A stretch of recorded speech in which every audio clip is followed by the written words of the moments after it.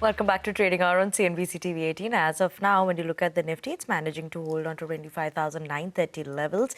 But what are we keeping an eye out on in the world of F&O? Let's go across to Mangalam, who's at the F&O desk. Mangalam, over to you. Well, over the last few trading sessions, if you look at it, the Nifty has been facing some supply as we move towards the 26,000 mark. But more on that in just a bit.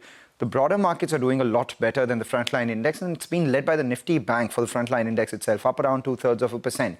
Now let's come to the Nifty. It's at 25,935. What's the high today? 25,980. What was the high on Friday? We had 25,940, and prior to that as well, as it moved towards 26,000 and 26,104, we have seen some supply come by for the frontline index. So getting out of this congestion zone would be extremely crucial for the next leg of a breakout for the frontline index. And what would lead that breakout now if we are tracking?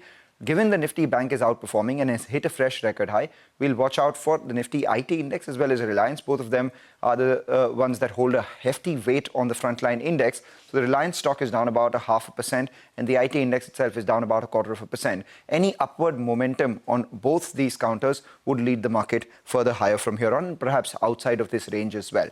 But until that happens, the call writers are fairly active at 26,000. 3 crore shares outstanding. These are the ones that expire tomorrow. 58 rupees in terms of premium, telling you upwards of 26.50 is still a fair amount of supply zone. But at the lower level, the support is coming higher. Last week the support was closer to 25,600, 25,700, moving all the way up to 25,750 as well. But now as we speak, the 25,900 put has been fairly well written.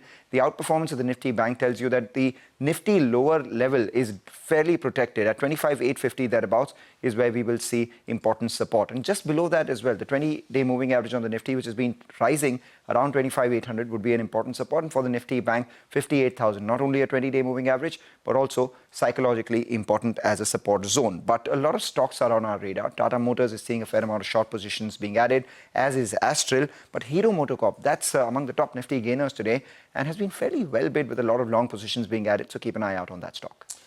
Interesting, Mangalam. Thank you for that update. Take a short break. On the other side, we get you exclusive excerpts from a CNBC TV18 conversation with Kotak Mahindra Bank's founder and director Uday Kotak and the MD and CEO Ashok Vaswani. Stay tuned.